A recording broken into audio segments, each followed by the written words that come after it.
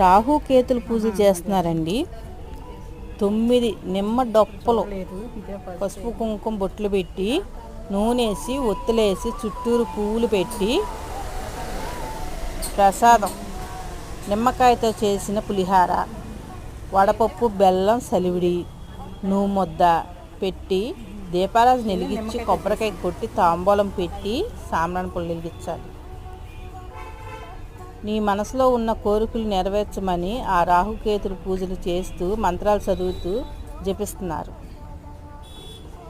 ఎవరి నమ్మకం వాళ్ళదండి. రాహుకేతులు పూజలు చేస్తున్నారండి.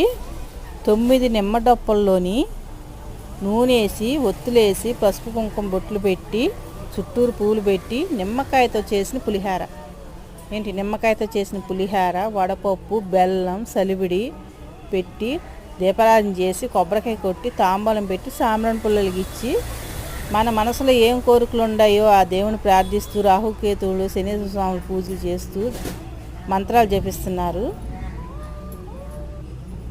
ఎవరి నమ్మకం వాళ్ళదండి. మనం పూజలు చేయడానికి వెళ్ళట్లేదే, రోజు వాకింగ్కి వెళ్ళి ఇంట్లో పనే సరిపోతుందని బాధపడని అవసరం లేదండి. పూజలు చేసిన వాళ్ళు గుడికి వెళ్ళలేకపోతున్నామే అని దురాశ చెందనవసరం లేదు. మనం డైలీ వాకింగ్కి వెళ్తాం